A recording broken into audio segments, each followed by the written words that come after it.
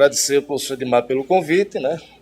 E também parabenizar pela iniciativa, porque, afinal de contas, não é algo que a gente está habituado a ver grupos tão, assim,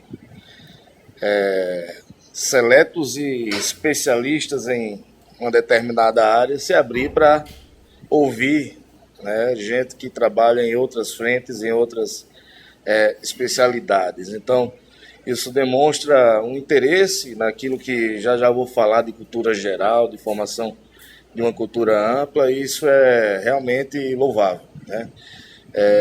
E também agradecer porque eu fico muito feliz de tratar daquilo que gosto, daquilo que trabalho, e falar disso é muito prazeroso para mim, assim como ser ouvido por uma palestra para um auditório qualificado também é bastante recompensante, né? Muito bem, eu vou tentar ser bastante objetivo, sucinto, afinal de contas, o objetivo não é esmiuçar aquilo que eu trouxe de conteúdo para mostrar para vocês, mas sim apresentar um campo da ciência, um campo de atuação profissional, né, no qual atuo, né? Eu sou professor do curso de Física da UEPB, do campus de Araruna, o campus 8.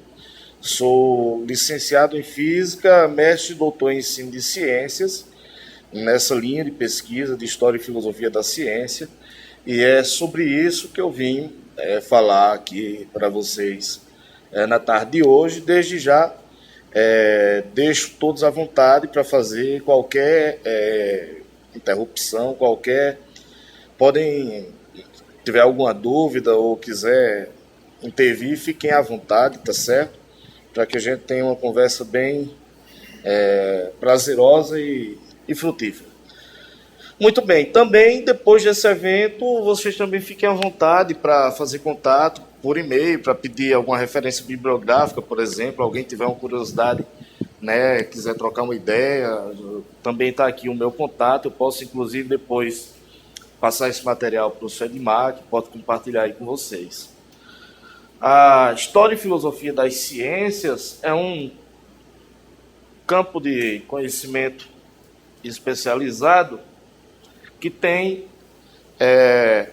sua profissionalização relativamente recente, né? As criações das associações, dos periódicos, dos eventos, dos programas de pós-graduação contribuíram para a profissionalização desse campo aqui no Brasil aí nos últimos 30 anos, principalmente, né? De antemão, a gente observa que não há uma graduação em História e Filosofia das Ciências, como a gente vai ver daqui a pouco.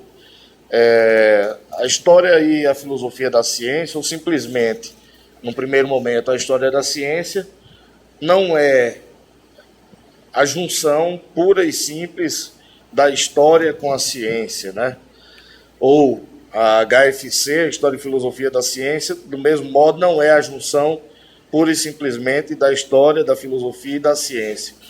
Então, a formação dos profissionais em HFC se dá em nível de pós-graduação. Geralmente, o mais comum é que os professores, né, das disciplinas científicas, da física, da química, da matemática, da biologia, se pós-graduem, né, façam a pós-graduação na linha de pesquisa de História e Filosofia da Ciência, e aí enveredem por algumas das frentes que a pesquisa em História e Filosofia da Ciência apresenta, tá certo?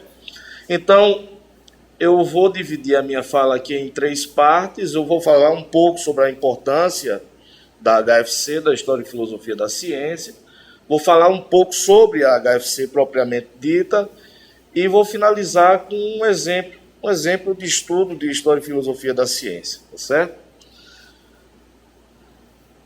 Bom, a gente poderia separar, de um modo geral, a importância da História e Filosofia da Ciência em 2 aspectos, né? Um que é a formação de uma cultura mais ampla, em reconhecer a história e a filosofia da ciência, assim como conhecer, por exemplo, a história das artes, a história geral, a história, né, dos estados nacionais, a história da cultura, a história da gastronomia. Tudo isso faz parte, a gente pode dizer que faz parte, né, do bojo de conhecimento de uma cultura mais ampla. Então, parece muito óbvio que esse seja uma primeira importância da história e da filosofia da ciência, né? Embora não se advogue daí de forma, vamos dizer assim, automática, que todos os cursos de formação em nível superior deveriam ter uma cadeira, ou 2 cadeiras, ou 3 cadeiras, sobre história e filosofia das ciências, né? Mas seria importante isso. Um autor nosso bastante referenciado aqui no Brasil, o professor Roberto Andrade Martins, ele já dizia em 1990, seria importante pelo menos que as universidades tivessem disciplinas eletivas de história e filosofia das ciências, né? Tanto nas formações científicas, digo, das ciências exatas e da terra, ciências da natureza, mas também nas formações humanísticas, né? Isso seria muito importante para a formação de para a contribuição, né, com a formação de uma cultura geral, né? E a outra finalidade, que é aquela que tem amparado, vamos dizer assim, ou tem justificado, né, a existência de tantos programas de pós-graduação, associações, periódicos, são os usos educacionais, né? Então, na formação do professor, dos professores das disciplinas científicas, a HFC já conquistou o espaço como numa discussão, né, que a coloca como algo que é consensual, né? Aparentemente, hoje, em 2023, a gente não tem mais discussões que se contraponham à importância da HFC na formação dos professores das disciplinas científicas, né? Por exemplo, no meu caso, a formação do professor da física. Então, o nosso estudante de física lá na licenciatura, ele tem uma disciplina de história da física que é obrigatória, ele tem uma disciplina de filosofia das ciências que é obrigatória, e isso porque a gente compreende que é importante que o professor tenha acesso a esse conhecimento. Então, de um modo geral, para a gente poder falar da HFC, vamos logo dizer o que ela não é, né? Porque, de certa forma, a gente, no percurso escolar nosso, tem contato em algum momento com alguma coisa que se parece com a história da ciência, mas não é essa HFC a que a gente está se referindo, né? Por exemplo, as cronologias. Quem nunca viu num livro de física uma lista de datas, de nomes e de feitos, né? Por exemplo, em 1632, Galileu publicou os 2 máximos sistemas do mundo, defendendo lá a ideia do copernicanismo, né? Ou em 1687, Newton publicaria lá o Principia Mathematica, Filosofia Natural, estabelecendo as bases da mecânica. Isso não é HFC, né? Isso não isso é um resumo cronológico, né, que cita nomes, feitos, datas, e que não apresenta ganho para a compreensão de como a ciência é, né, de como ela evolui, de como o conhecimento científico é construído. Então, a gente diria que, do ponto de vista do que a gente defende, né, de uso da história e filosofia da ciência para ensino das disciplinas científicas, as cronologias são irrelevantes, né? São insuficientes e irrelevantes. Outra são as anedotas, caricaturas. Quem nunca ouviu a história, por exemplo, de Newton, que estaria embaixo de uma macieira, uma maçã cai na cabeça dele, e daí ele põe-se a pensar na lei da gravitação universal e chega à conclusão que os corpos se atraem com a força que é o inverso quadrado das suas massas. do produto das suas massas, proporcionalmente. Isso é um absurdo, né? Então essas anedotas, elas também acabam prestando um desserviço. Não é assim que o conhecimento científico é construído, né? Não foi uma maçã que caiu na cabeça do Newton e ele se pôs a pensar, então, e daí ele deduziu. Em alguns casos, ainda mais graves, atribui-se a invenção, veja só, da gravidade ao próprio Newton, né? Primeiro, o termo gravidade, para designar o que a gente chama de gravidade, já existia muito antes de Newton, né? E outra coisa que, ainda que Newton tivesse nomeado assim, mas homem nenhum inventa o funcionamento da natureza, né? A ciência não inventa o funcionamento da natureza. Embora essa seja uma discussão bem mais comprida, não vamos então adentrar. Bom, então, de um modo geral, a HFC, ela, tanto no ensino universitário, tá certo? Quanto no ensino médio, no ensino fundamental, na educação básica, esses argumentos valem nos dois níveis, né? Na educação básica e no ensino superior. A HFC, ela pode contribuir para humanizar a ciência, mostrando que as teorias científicas e todo conhecimento científico é produto da atividade humana, é passível de erro, é, portanto, substituível, né? É situada historicamente. A física aristotélica, por exemplo, hoje, inclusive a maioria das pessoas, quem não é iniciado na história das ciências, ou quem não passou por um curso de física e teve o contato com a física aristotélica, não sabe nem do que se trata, né? Mas a física aristotélica já foi, por vários séculos, praticamente 20 séculos, a explicação para os movimentos, ou pelo menos para os movimentos chamados movimentos locais, né? A abordagem da HFC também é contextualista no sentido de, pelo menos em dois sentidos, no sentido de colocar lado a lado a produção do conhecimento de uma época. Por exemplo, Newton não foi o único autor de uma mecânica. Na verdade, no século XVII e no século XVIII, outras mecânicas foram propostas.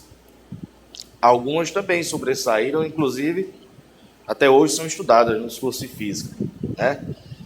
Outras não, outras foram derrotadas e ficaram no passado, né? A gente tem no registro histórico da nossa ciência, a gente sempre teve uma tendência a esquecer os derrotados, né? Muito embora a filosofia da ciência do século XX tenha recuperado muito nesse sentido, né, daquilo que foi perdido, a compreensão de que os erros, entre aspas, é uma discussão também mais complexa, eles servem também para mostrar o quanto o conhecimento científico ele não é simplesmente um retrato da natureza.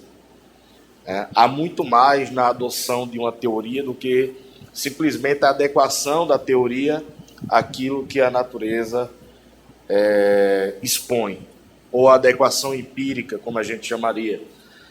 E ela é contextualista também no sentido de mostrar que a ciência não é uma atividade que se dá à margem daquilo que acontece na sociedade. Então, um exemplo que eu acho assim, um exemplo que eu acho cabal. A produção da bomba atômica, muito embora os estudos com a fissão nuclear, né, estivessem andando, mas a produção da bomba atômica, no decurso ali de 18 meses, ou seja, o controle da fissão nuclear, é um dos exemplos do século passado de como o contexto socioeconômico e político impacta na ciência, né? Quem quiser vai lá no YouTube, acho que tem até no YouTube disponível um filme lá chamado Projeto Manhattan, não sei se alguém já assistiu, que mostra como os americanos acolheram físicos fugidos da Europa construíram uma cidade no meio do deserto, lá no Novo México, se não me falha a memória, no Novo México, e isolaram esses físicos lá, a exemplo do célebre Enrico Fermi, e esses caras, em 18 meses, conseguiram resolver o que faltava para controlar a fissão nuclear e produzir a bomba atômica.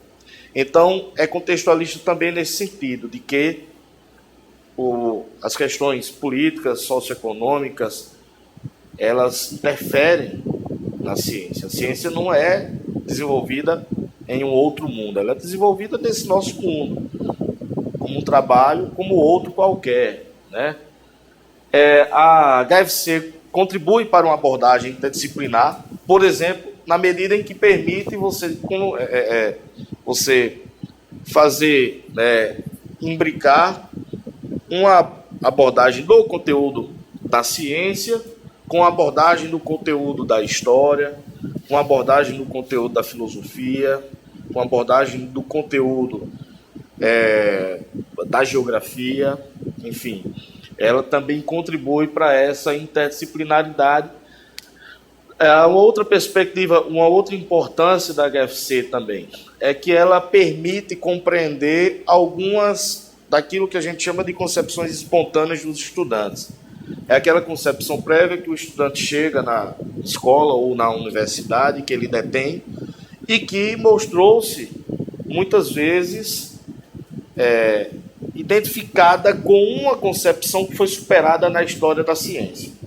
Por exemplo, a ideia aristotélica de que só há movimento se houver força atuando sobre um corpo é uma concepção espontânea, comum, bastante catalogada pelas referências da área de ensino, de física, e essa concepção espontânea ela pode ser, vamos dizer assim, abordada, pelo professor, fazendo um paralelo com uma física que foi superada, com a física de Aristóteles, que foi superada pela mecânica de Newton, e isso encontra exemplos em outras, a descrição do movimento do sangue por Harvey, o evolucionismo, enfim.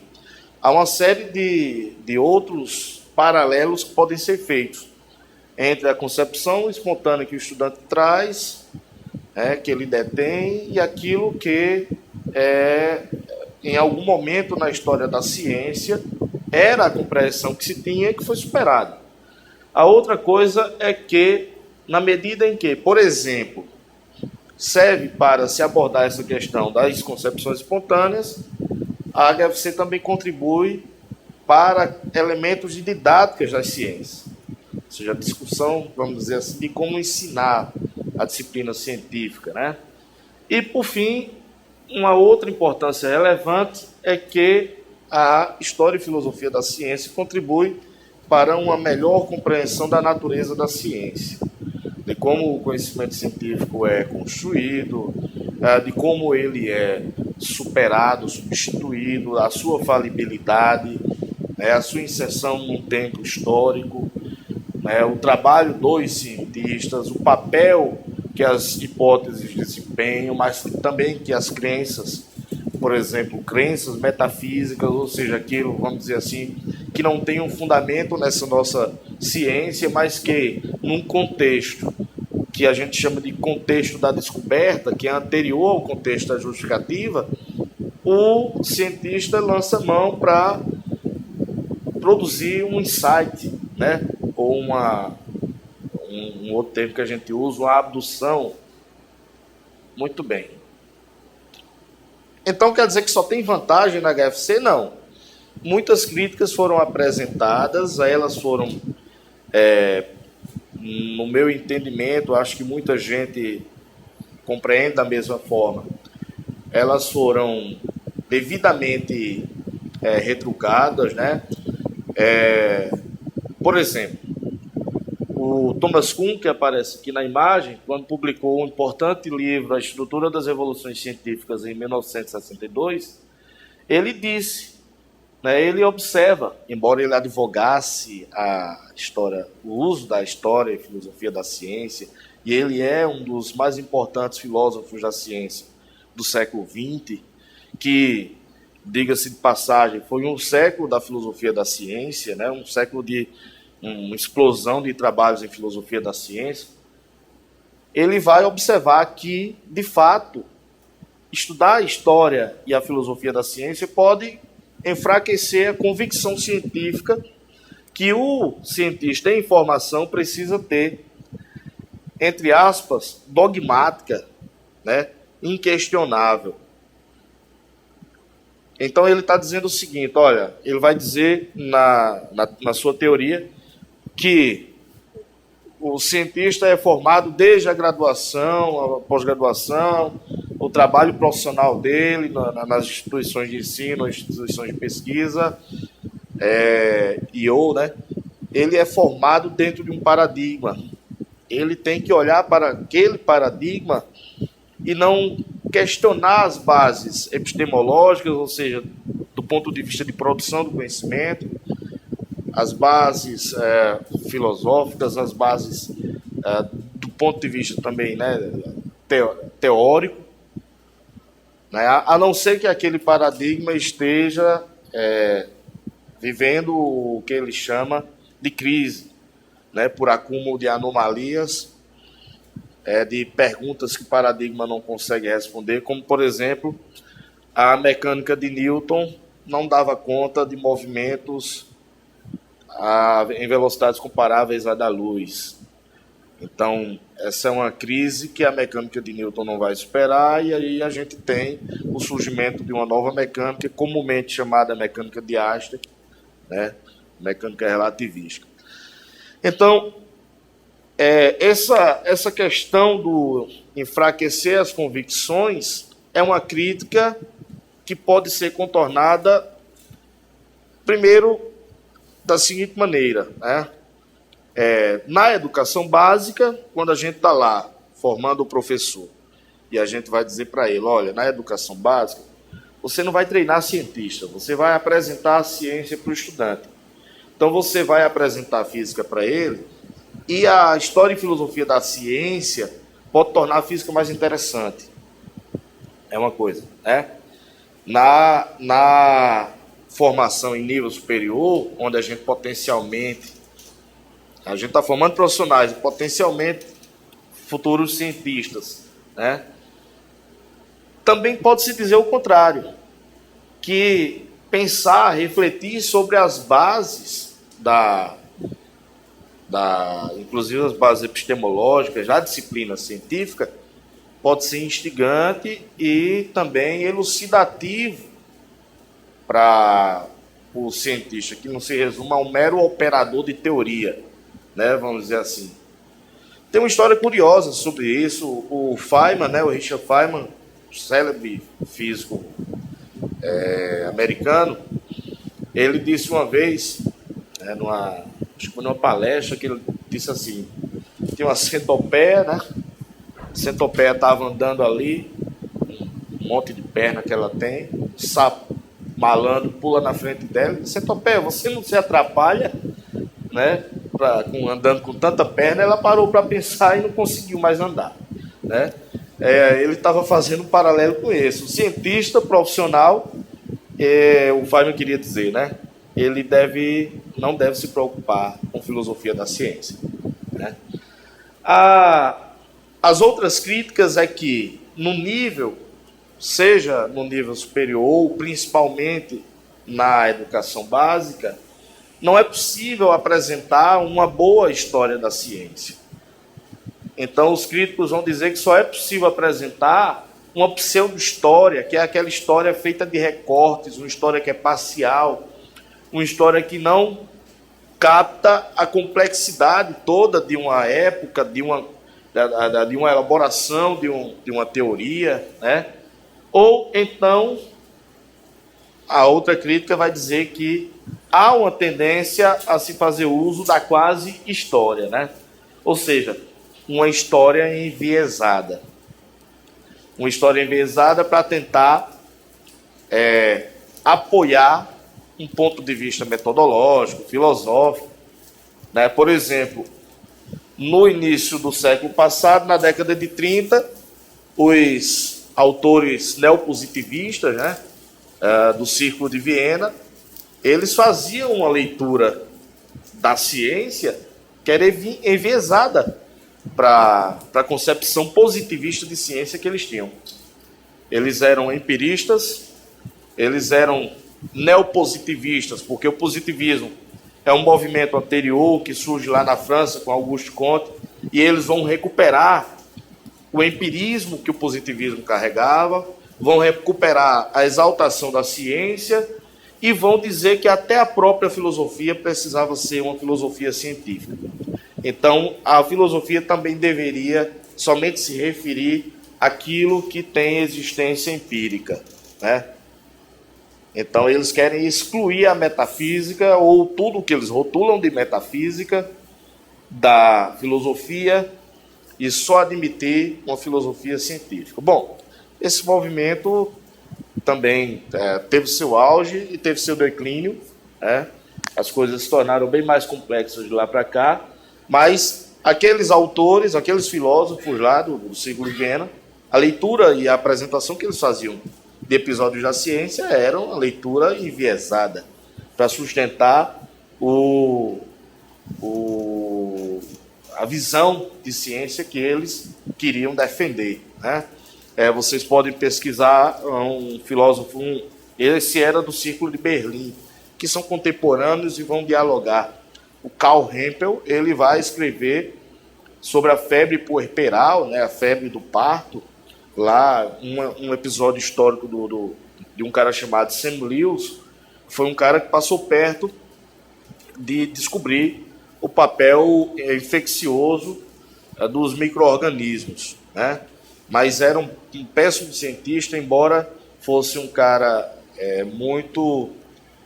foi um cara genial, foi um cara bastante astuto e foi o responsável por salvar muitas vidas lá em Viena, na Áustria, quando teve lá na maternidade central de lá uma crise de febre do parto, né?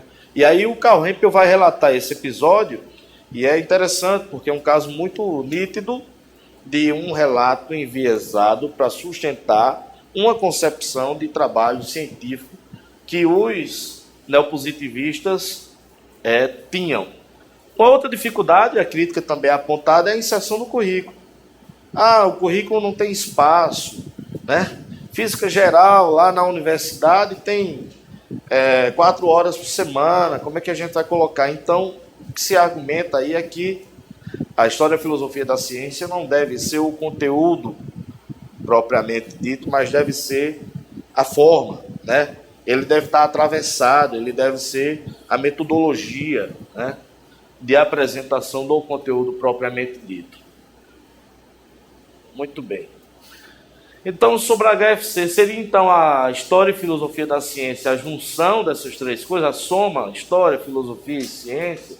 Bom, se a gente for olhar na história do pensamento, né, na história da produção de conhecimento humano, a gente pode identificar algumas formas de apresentação da história da ciência. Essas formas de apresentação da história da ciência vêm desde os clássicos, os gregos, e algumas perduraram até um século atrás, 2 séculos atrás, e outras surgiram com a especialização e a profissionalização do campo, agora no século XX, né? Então, a gente vai identificar uma abordagem que começa com os clássicos e dura até mais ou menos o século XIX, né? Que é uma abordagem utilitária dos precedentes históricos de um assunto. É o indivíduo cientista de um campo de conhecimento, antes de introduzir um conhecimento que ele vai ou pretende acrescentar, ele faz aquela recuperação histórica, ele faz aquele resgate histórico, fazendo uma narrativa do que, do que havia sido feito até então, né? Essa também é uma modalidade chamada de Whig. A história das ciências, dos textos didáticos, que essa, infelizmente, às vezes ainda é vista. Às vezes não, com relativa frequência, ainda está presente nos textos didáticos, tanto na educação básica quanto no ensino superior, né? A gente pega um livro de física nosso ali, um Halliday, né? Quem nunca, né, estudou por um Halliday, por um Tipler, um Szymanski, um Moisés, enfim. Você pega um livro daquele, às vezes tem uma citação, né, dessa forma aí, né? Um registro histórico, uma cronologia, como eu disse anteriormente, né? Citar um feito, o autor, uma data, né?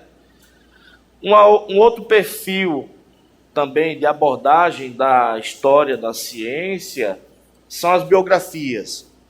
Também remonta aos clássicos e até o século XIX ainda era muito comum, né? As boas biografias, aliás, foram feitas, né? Diga-se de passagem que as biografias elas têm a sua importância e o seu valor na história da ciência que as gerações anteriores legaram, né, para a gente. Algumas dessas biografias eram homenagens póstumas, né? Por exemplo, a filha da Marie Curie, que eu não me recordo o nome agora, ela escreveu uma biografia bastante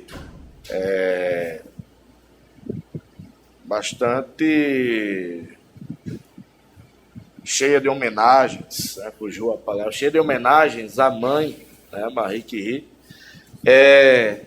O retratado aí, ó, nesse quadro, né, embora seja um quadro pintado, imaginado depois, né, esse quadro é do século XIX, mas aí está Galileu e o Viviani, né?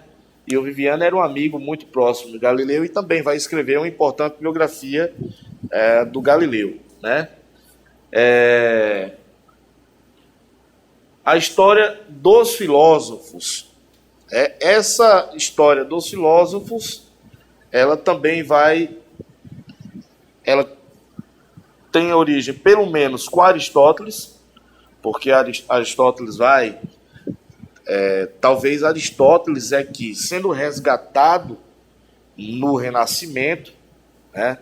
Na verdade ele é resgatado antes disso, com São Tomás de Aquino, mas ele é muito buscado durante toda a Idade Média, ele é o filósofo por excelência, mas naquela efervescência de produção do Renascimento e naquela ciência surgente, né, que era uma ciência espetacular, de você ter demonstrações em público, de você ter leituras em público, embora houvesse muito analfabetismo, as pessoas não tivessem devotadas ali a procurar saber, né, conhecer a ciência surgente, havia um hábito ali na Europa do século XVI, do século XVII, das pessoas terem a curiosidade, né?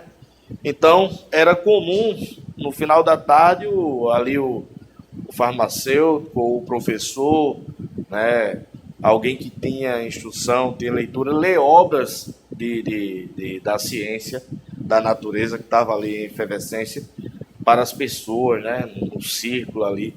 Então, essa coisa começa com Aristóteles, né, e vai perdurar até o século passado. Muitos foram os filósofos no século passado que escreveram sobre história da ciência, mas aí intencionalmente para apoiar uma tese, né? Karl Popper, Lakatos, Thomas Kuhn, Feyerabend, são filósofos da ciência do século XX que vão escrever sobre história da ciência em apoio a uma tese que eles estão ali sustentando, né? A história das instituições, essa aí surge eu não sei se é correto dizer que surgiu na Idade Média, mas eu acho que o auge dela é ali no Renascimento, quando surgem as primeiras academias.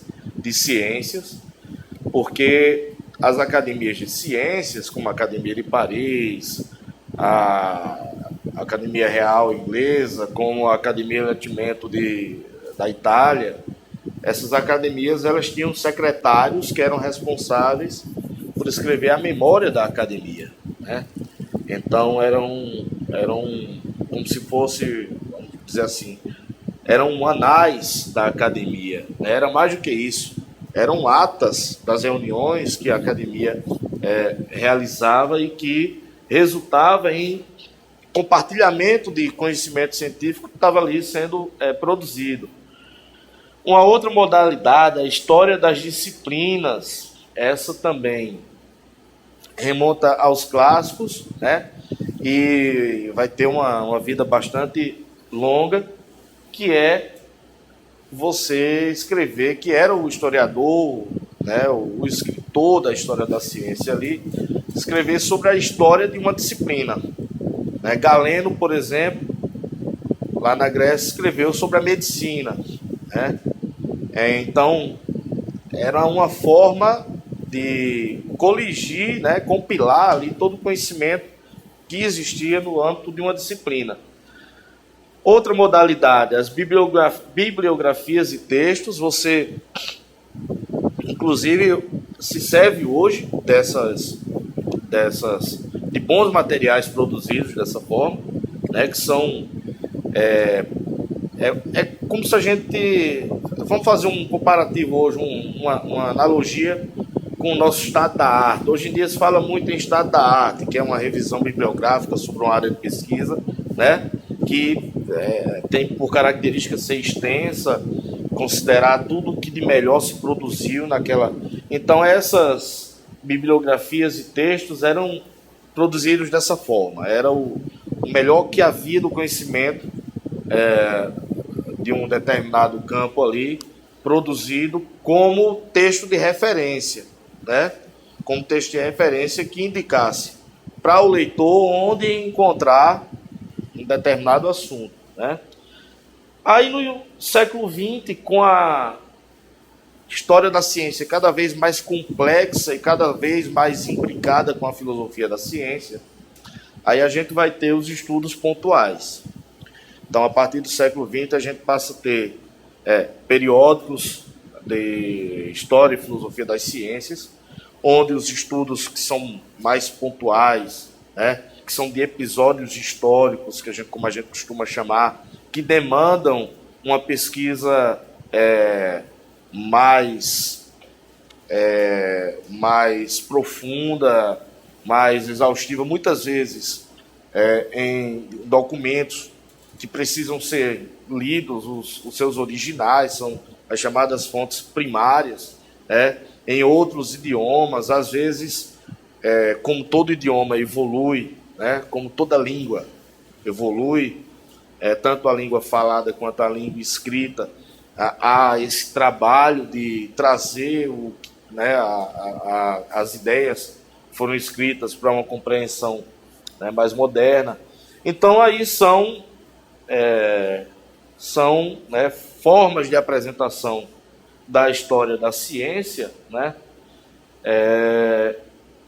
Eu falei do Galeno, né? Tá aqui uma imagem. Esse aqui é o Ernst Mach, que também escreveu sobre uma história da mecânica, né? Para poder falar da mecânica, né?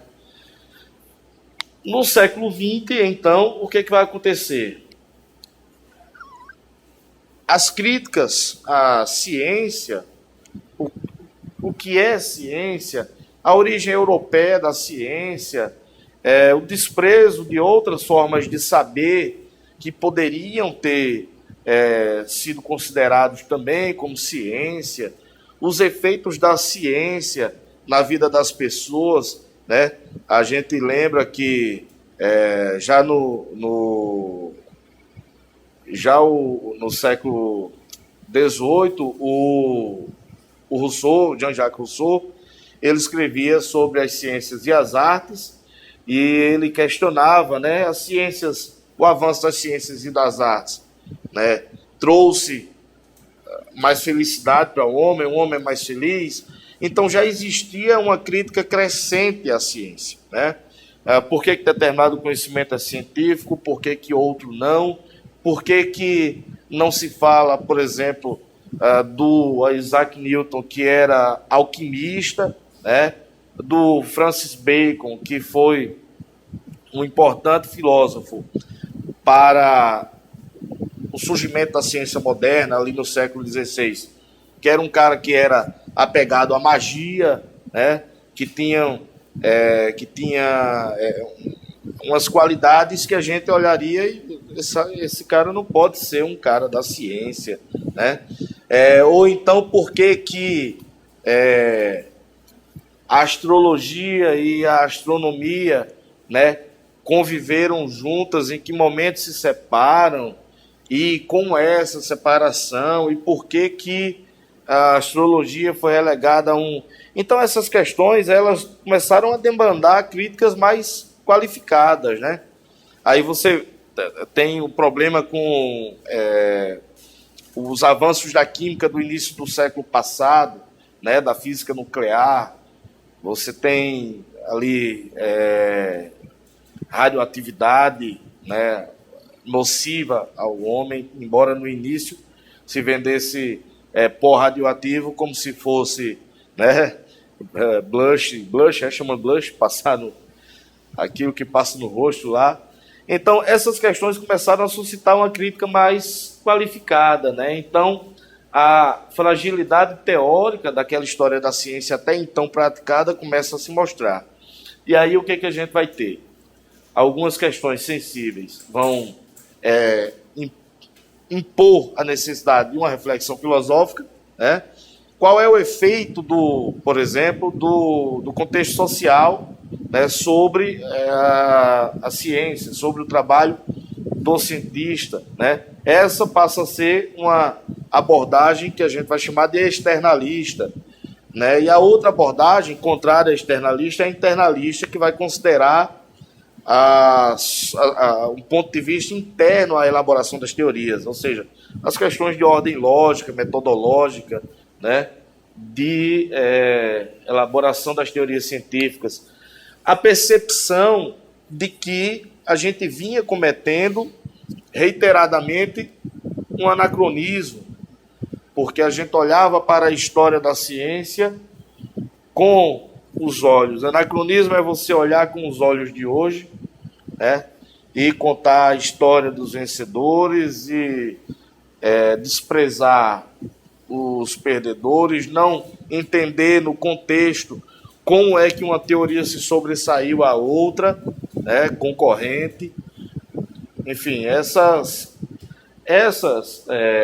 questões, elas acabaram, né, contribuindo para que a gente tivesse uma reflexão filosófica, iniciasse uma reflexão filosófica mais detida sobre a ciência, o que vai contribuir para que, principalmente com o trabalho do Thomas Kuhn, aquele outro que apareceu um pouco antes, a gente compreendesse a dinâmica da produção de conhecimento científico a partir da teoria do paradigma, a partir do modelo de paradigma e a estrutura das revoluções científicas, como ele vai chamar, é o nome do livro e é também a tese que ele vai defender, né?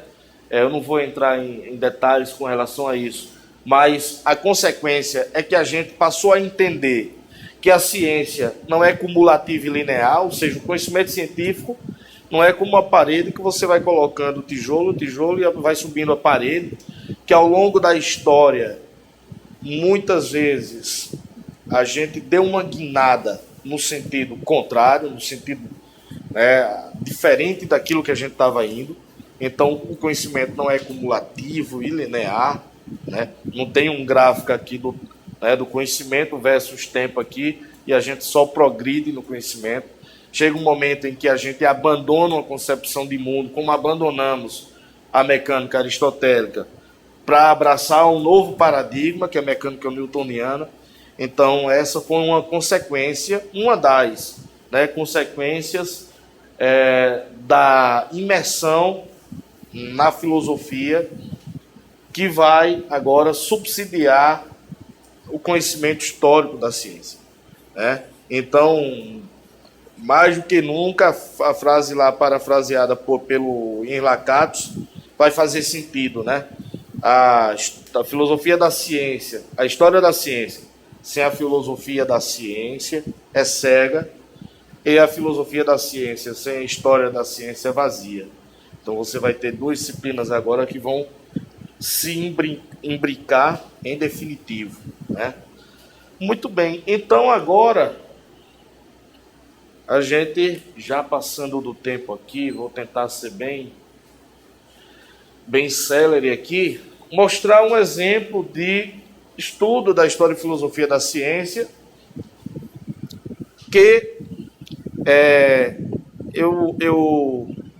eu considero que contradiz uma compreensão até folclórica, popular, folk, que a gente tem, e que os materiais didáticos têm parcela de culpa nisso, por trazer tanto a ideia de que,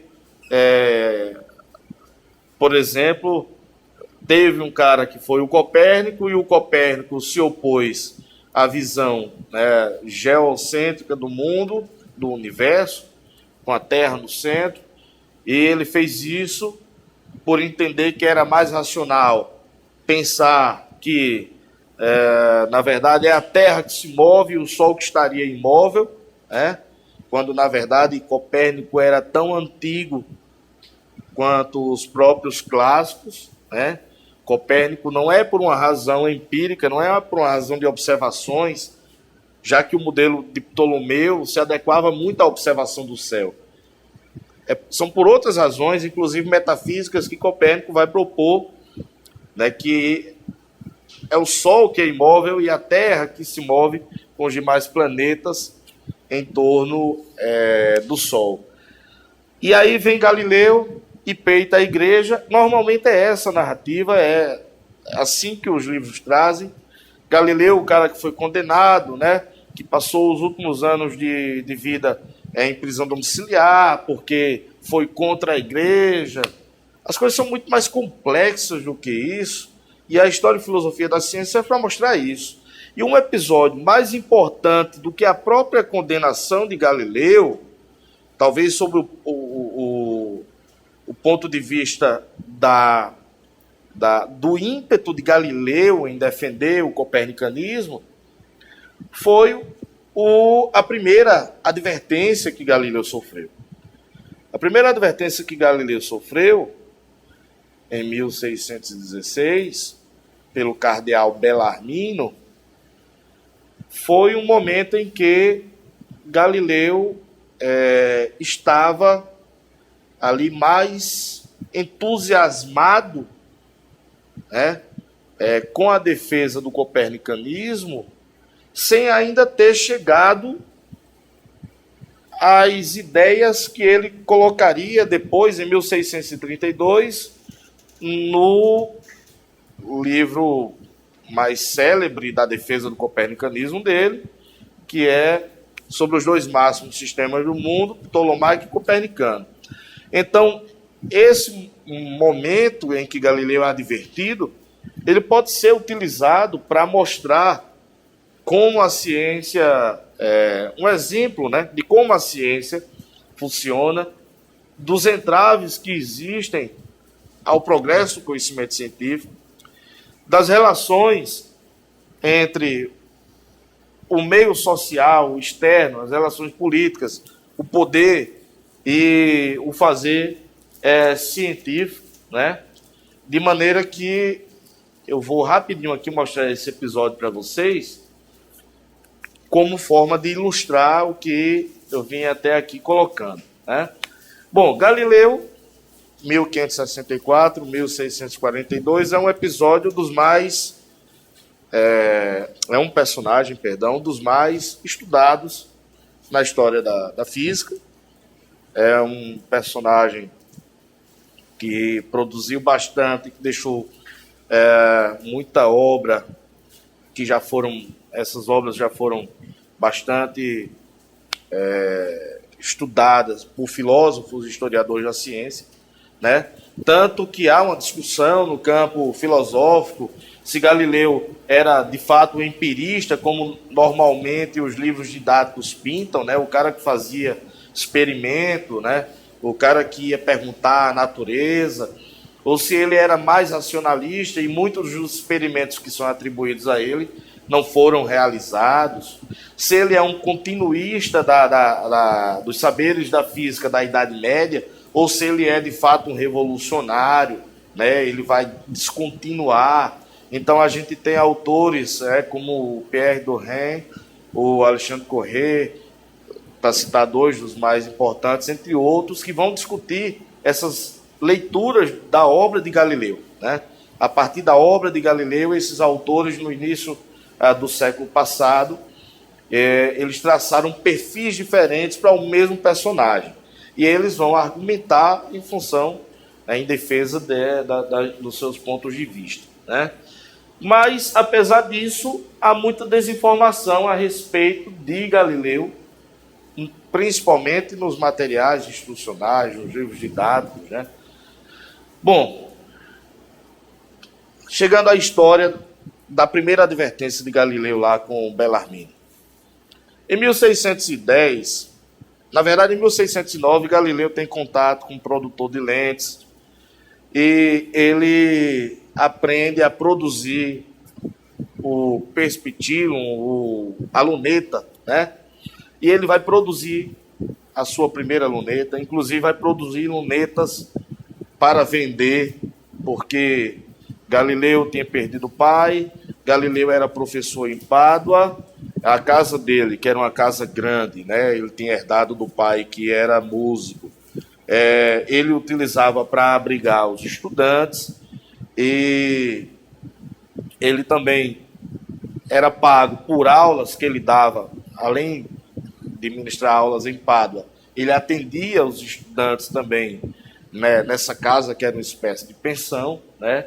Então Galileu, em 1609, de posse dessa luneta, Galileu vai apontar para a Lua, né? Vai apontar para Vênus, vai apontar para o Sol, né? Vai observar luas em Júpiter, né? Ele vai observar crateras, rugosidades na Lua. E veja só, qual era o problema disso? O problema era que, na concepção de mundo aristotélico ptolomaico, que tinha o endosso da igreja, porque estava conforme as leituras das Sagradas Escrituras, o mundo superlunar deveria ser perfeito. Então, a Lua, como pertencente a esse mundo etéreo, né, todo o universo era composto de terra, água, ar e fogo, nessa ordem, e um quinto elemento, que era o éter, várias esferas, a esfera da Lua, a esfera do Sol, a esfera dos planetas conhecidos até então, e a esfera das estrelas fixas, além de uma última esfera cristalina, e outras esferas faziam parte desse modelo aristotélico ptolomaico, botava tudo em funcionamento, e era assim que as coisas se moviam ao redor da Terra, né? E Galileu vai e diz que não, eu olhei para a Lua e enxerguei lá rugosidades, crateras, deformidades, e isso não poderia existir. Galileu não era o único naquela altura que estava fazendo observações do céu com a luneta. Um padre chamado Thomas Harriot, padre jesuíta, também tinha um instrumento semelhante ao de Galileu, e ele vai se comunicar, inclusive, com Galileu, e vai dizer, olha, ele, na tentativa de resguardar esse universo aristotélico ptolomaico, ele vai dizer, não são imperfeições na superfície da Lua. A superfície da Lua, na verdade, está encoberta por uma camada cristalina, e aquelas imperfeições são abaixo dessa camada. Olha a solução engenhosa que ele deu para resguardar, né, a tradição aristotélica ptolomaica. E Galileu vai sustentar no livrinho Siderus Nuncius, Mensageiro das Estrelas, que ele se apressou para publicar, porque ele sabia que poderiam sair na frente dele. É um livro pequeno, poucas páginas, mas que ele faz relatos e desenhos de próprio punho. Ele tinha uma habilidade para desenhar, e ele enxergou coisas que outros não enxergaram. Ele enxergou imperfeições na Lua. O padre Thomas Harriot não enxergou. Na verdade, ele ficou mais famoso por ter sido aquele que descobriu os valores nutricionais da batata inglesa, que ia salvar muita gente da fome na Europa. Ele vai dizer também nesse livro, no Siderius Nuns, que Vênus tem fases que não dava para ver. Se o modelo heliocêntrico tivesse certo, diziam, Vênus deveria ter muita diferença de tamanho observado da Terra. Só que não se considerava, porque não se conhecia, os efeitos da refração da luz na atmosfera. Então é Galileu com a luneta que vai enxergar, minimizado o efeito da refração da luz, as fases de Vênus. Vênus cheio, Vênus novo, Vênus crescente, Vênus minguante. Então ele vai ter uma evidência a mais de que Vênus está se movendo em torno do Sol. Aí ele olha para Júpiter e vai identificar 4 grandes satélites. Hoje a gente chama de Io, Ganimedes, Calixto e Europa. Ele vai chamar de astros medíceos, Medicea Sidera. Por que ele vai fazer isso? Esse é um retrato de Galileu, nessa época, com 46 anos. Né? Aproximadamente, ele tinha aí 46 anos. 1610, ele tem 46. Esse é um retrato aproximadamente da época.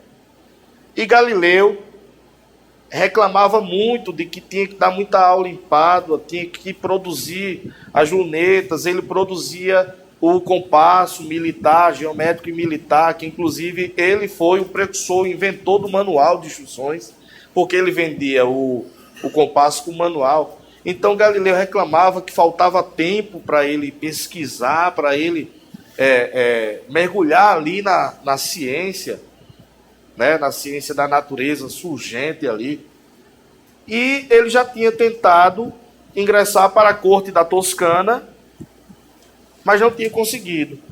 Quando ele faz essas descobertas com a luneta, ele escreve esse livrinho e diz, logo no frontispício aqui, que chamou as 4 luas de Júpiter de astros medíceos. Por quê?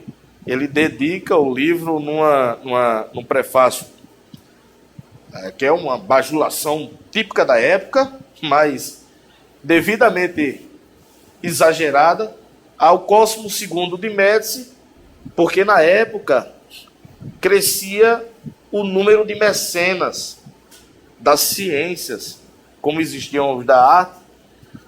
Era moda, então, os nobres patrocinarem as ciências. Não existia CNPq, né? Não existia CNPq, FAPESC. Quem patrocinava a ciência era a nobreza local.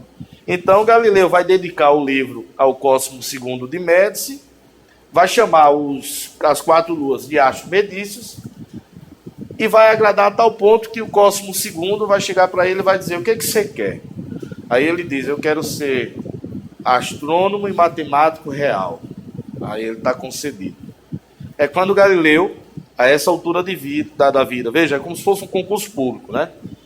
A gente esperar os 46 anos de idade ali para poder ele botar o burro na sombra e poder se dedicar ao que ele queria se dedicar, porque agora ele teria condições financeiras e não seria tão exigido como era em Pádua. Muito bem, aí o que acontece? Galileu, aqui está a imagem da luneta, tá certo? No detalhe também, isso aí eu já falei. Galileu, esse é o Cosmo II, ok? Esse é o Cosmo II, é o cara que vai ser o mecenas de Galileu, é o grão-duque da Toscana. Galileu vai começar a se complicar quando, ali foi 1610, agora em 1613, Galileu vai e abertamente, ou seja, publicamente, ele passa a defender a existência de manchas solares. E aí, essas manchas solares, de novo, vai ter um jesuíta debatendo com ele. Enquanto Galileu vai dizer que as manchas solares, como ele desenhou, estão, isso aqui é um manuscrito de Galileu, apontando o movimento das manchas solares e dizendo que essas manchas solares estão na superfície do Sol. Aí o padre Christoph Scharner, que vai debater com ele, porque era desse jeito que se resolvia essas contendas naquela época, tinha um mediador, nesse caso aí o Marcos Elseri, e os dois debatedores. Cada um escreveu 3 cartas. E aí está a obra, que é a compilação dessas comunicações. Né? História de demonstração sobre as manchas solares. E aí ele passa a ser conhecido publicamente como um defensor do copernicanismo. Né? Defensor do copernicanismo. A essa altura já fazia 60 anos que Copérnico tem morrido, não? 60 anos. Em torno disso aí. Muito bem. Aí veja só, sabendo disso, começou a crescer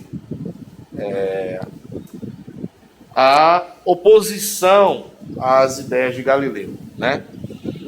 Então, a disputa com Christoph Scharner vai se tornar pública e vai começar a crescer a oposição às ideias copernicanas de Galileu. Galileu tinha um discípulo, né, o padre Benedetto Castelli, e o padre Benedetto Castelli é nomeado professor em Pisa. E, como era costume da época, ele vai ser chamado para um jantar na corte da Toscana e lá cutucado, né, pelo o Cosmo Boscaia, que era um aristotélico, né? O Castelli, falastrão, vai e menciona o Galileu, né? E a grã-duquesa Cristina de Lorena, que é a história da carta, que a gente vai chegar já já, era a mãe do Cosmo II de Médici, era a grã-duquesa da corte da Toscana, mãe do Cosmo II de Médici, portanto, quem mandava, né? Ela vai perguntar ao padre Benedetto Castelli se era verdade que Galileu andava defendendo o copernicanismo, porque era coisa muito temerária, porque o copernicanismo era flagrantemente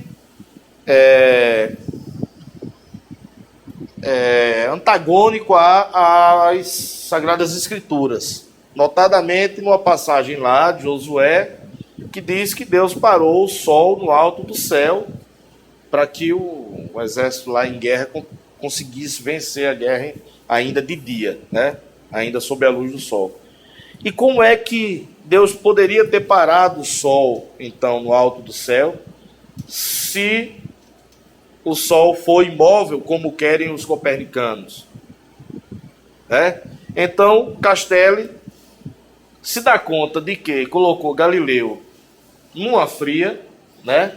No dia seguinte, ao dia 12 de dezembro, ele manda um recado para Galileu. O mensageiro chega lá com o recado: Galileu, olha, aconteceu assim e tal. E Galileu vai e escreve uma carta para tentar se redimir, né? Galileu, tudo que ele não poderia naquele momento era ser exonerado do cargo dele, né? E aí Galileu vai e escreve uma carta para tentar explicar a Cristina de Lorena, a grã-duquesa, que não era bem assim como havia chegado a ela, né? O Castelli bem tinha intervindo e defendido o ponto de vista mais próximo do dele. Só que essa carta, ao que tudo indica, ela se perdeu no caminho e ela foi adulterada, né? Ela foi alterado, o conteúdo dela, o teor dela foi modificado e ela acabou se tornando pública, porque era também a intenção que se tornasse pública a retratação, né? E aí ele vai, então, ter que escrever uma nova carta, que é um documento de grande importância na defesa que Galileu fez em vida do copernicanismo, que é a carta à Grã-Duquesa Cristina de Lorena, uma carta com mais de 40 páginas, em que ele vai se basear basicamente em dois argumentos. Um argumento de que as Sagradas Escrituras de fato não podem mentir. Ele não estava doido de dizer o contrário. Inclusive ele era muito religioso. Mas o livro da natureza, esse é o chamado argumento dos dois livros. O livro da natureza, ele deve se acomodar às Sagradas Escrituras. E aquilo, aí junta esse argumento, o argumento da acomodação da linguagem. Aquilo que está nas Sagradas Escrituras de tal e tal modo, assim consta para que a plebe, né, para que as pessoas iletradas, de pouco discernimento, possam compreender a palavra das Sagradas Escrituras. Então ele está dizendo, olha, assim está nas Sagradas Escrituras, porque era muito mais difícil dizer nas Sagradas Escrituras que Deus parou todo o sistema solar, né, para o Sol ficar lá na posição tal, acima do horizonte. Então é para se acomodar ao vulgo, né, a compreensão do vulgo, que assim está escrito. Né? Bom, só que a essa altura ele estava muito enrolado. Né? Em 7 de fevereiro de 1615, o Nicola Lorini vai enviar uma carta ao Santo Ofício com a cópia da carta de Galileu, denunciando ele por heresia e temeridade, e o cardeal Bellarmino, que depois, inclusive, hoje é santo, né? Foi beatificado, né? Santificado e tal. O Bellarmino era um inquisitor, sabe, um inquisidor assim, temido, né? O Bellarmino, só que o Bellarmino era um homem de inteligência, de cultura, de erudição.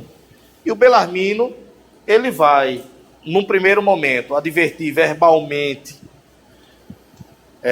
tanto Galileu quanto o padre Foscarini, que estavam ambos difundindo ideias, né, contrárias à leitura das Sagradas Escrituras com relação ao copernicanismo, de que, olha, é muito perigoso isso aí que vocês estão fazendo. Se vocês têm provas, e ele vai repetir esse argumento depois, que apresentem, e aí a gente vai rever a interpretação das Sagradas Escrituras. Mas se não há essas provas, então é melhor que não insistam, né, nesse tema.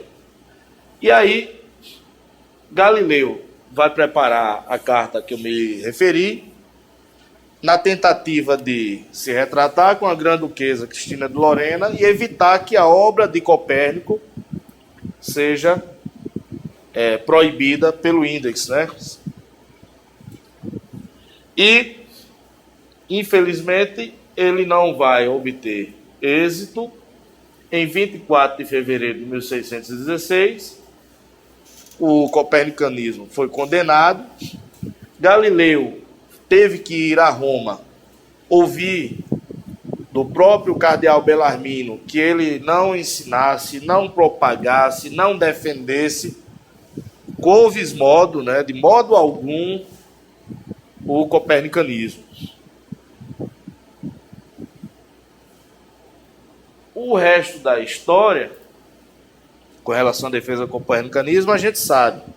Ele fica caladinho ali uns anos, depois ele vai se complicar mais ainda com a obra sobre os dois máximos sistemas do mundo, ptolomaico e copernicano, que é quando, em 1633, ele é condenado a a prisão domiciliar, né? Que não foi lá essa grande condenação também, né? Assim, por exemplo, ele tinha, inclusive, um dado curioso, que pagar a penitência ali o resto da vida, diariamente, tinha uma quantidade de orações lá para rezar, e ele conseguiu negociar com a igreja que a filha dele, que morava no convento, pudesse pagar por ele. Pudesse pagar por ele. Olha, esse é o documento da carta. Isso tem um museu lá na Itália, em Firenze, tem essas coisas todas de Galileu muito bem preservadas. Isso é uma foto da carta mesmo, escrita pelo Galileu. Eu não vou entrar em detalhes aqui, mas vou fazer uma síntese. Qual a importância dessa carta de Galileu? Galileu não tinha as provas que Belarmino queria, o cardeal Belarmino pediu. Se ele tivesse as provas, ele poderia ter, naquele momento, forçado a igreja a rever a interpretação das Sagradas Escrituras e acelerado a adesão ao copernicanismo. Mas ele não tinha. E aí, a coisa interessante é que ele vai fazer o quê? Ele vai escrever uma peça absolutamente retórica. Ele vai usar de uma retórica fabulosa para tentar construir, junto à Grande Duquesa Cristina de Lorena, primeiro uma retratação, né? E uma defesa da obra de Copérnico, né? Da obra de Copérnico. Então, esse é um primeiro momento na história de Galileu com a defesa do copernicanismo, primeiro grande momento, um momento de grande importância. E é relevante, finalizando, é relevante levar isso para a sala de aula, né? E mostrar como não é tão simples como aparece nos manuais, nos livros textos. A coisa é muito mais complexa e tem muito mais detalhes ali que influenciam na compreensão da ciência de um modo geral. Bom, desculpem aí que eu me prolonguei bastante. Tem aqui uns detalhes. Pronto, isso aqui é o site do nosso grupo de pesquisa, aí na UEPB, sobre História e Filosofia da Ciência no ensino, tá certo? No ensino da física. Vocês podem acessar lá, tem artigos publicados pelo grupo, tem materiais de apoio a professores, tem, inclusive lá presencialmente, tem experimentos históricos reproduzidos, tá certo? Então é isso, novamente obrigado à paciência e espero ter atendido aí a expectativa com relação àquilo que eu me propus trazer. Obrigado.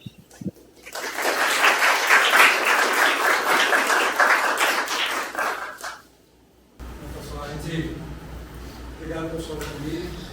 Beleza. Eu aprendi muita coisa, inclusive porque ele era professor. Pois é. A gente está com uma preocupação somente pelo tempo de gravação, né? Mas se a gente estiver tranquilo, a gente tem espaço para perguntas e aí fiquem à vontade para perguntar, para aproveitar que o pessoal também, né? Assim, eu, como sempre, eu faria uma pergunta, se estivesse assistindo, que era a seguinte: qual uma leitura que você indicaria para eu começar? Eu quero enveredar. Eu só tenho um tiro. Por onde eu vou? Veja só. É aquela história. No século XX, né? Primeiro, essa pergunta é muito importante porque na licenciatura a gente não consegue, num curso de licenciatura em Física, ofertar um curso de História e Filosofia das Ciências. Isso aí seria uma coisa, né? Mas a gente espera que o professor ele saia com competência para saber reconhecer uma boa referência bibliográfica, né? Uma boa referência bibliográfica e fazer uso daquela referência para levar esse conhecimento para a sala de aula. E aí, assim, a gente tem muitos artigos. Eu acho que os artigos são as referências mais indicadas, porque, em geral, são resultado de um trabalho. Artigos, dissertações e teses, né? Em geral, são resultado de um trabalho de pesquisa mais detido, né? E que teve uma avaliação de pares ali. Os livros evidentemente, tem bons livros, né? Mas é mais difícil você identificar os bons livros. Você que não tem nenhuma familiaridade com a área, você está mais correndo um risco maior de não ter um bom livro em mãos, né? Mas, assim, você pega um periódico, nossos periódicos nacionais, né? A vantagem de ser em português e facilitar. A gente pega algumas coletâneas de artigos que as universidades têm feito, né? Por exemplo, nosso grupo lá tem alguns livros publicados, né? Então é só ir lá na página, tem livros em PDF disponíveis e tudo, né? Então é isso, eu acho que o caminho é ir pelos artigos, né? Deixa eu fazer uma pergunta, porque eu estou me coçando aqui para falar. Na sua opinião, eu fui na época que a falta do conhecimento da história da filosofia, da ciência, atrapalhou a humanidade. Que a falta? Sim. Ou não, a falta ou o fato de não se usar, digamos assim. Não, eu acho que atrapalhar... Se a gente tivesse o conhecimento daquela... Poderia ter... A gente poderia ter evitado. Eu não consigo identificar um momento em que esse conhecimento fez falta a tal ponto. Eu acho que a gente amplia a visão de mundo, a compreensão da ciência, a compreensão da produção do conhecimento, né? Mas a ausência dele, o principal prejuízo é aquela ignorância por algo que a gente não pode ser ignorante, por algo que a gente não sabe nem que existe, vamos dizer assim, né? Não, mas assim, veja só, alguns eventos do século passado, né, forçaram, né, a gente a refletir sobre o conhecimento científico, né? Acho que a bomba atômica, o uso de agrotóxicos, enfim, uma série de aplicações da ciência que mostraram ter lá seus malefícios, né? E é isso aí, eu acho que é imperativo que a gente tenha que refletir a partir disso aí, né? Isso é uma coisa, mas se a gente olhar, né, para o passado,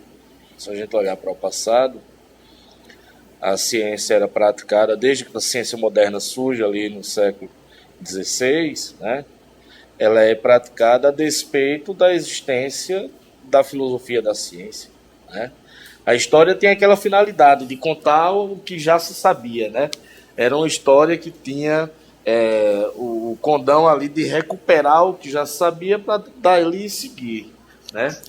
Mas é isso, acho que é o nosso nível de consciência, né, sobre o mundo e sobre uma atividade que é das mais elevadas do espírito humano, que vai fazer com que a gente, inevitavelmente, penso eu, né, a gente tenha se debruçado sobre a filosofia da ciência, né?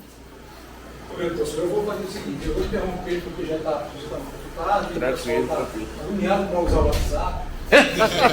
Todo mundo em crise de abstinência para usar o WhatsApp. Pessoal, solta-me um bom amigo. Eu já criei uma piada desta apresentação que quando a gente coloca um monte de físicos juntos, isolados, dá problema depois. Né? Então, eu tirei isso da história da bomba atômica. Se você botar um monte de físicos em algum lugar, dá problema depois. Diga aí. Então, pessoal, também muito obrigado. Eu que agradeço. Eu vou me dar um presente, uma lembrança aqui do Lado Médico, que é uma para você botar o seu celular, tem o símbolo do nosso. Show de bola. Pessoal, vamos agradecer. E é outro, né? Obrigado.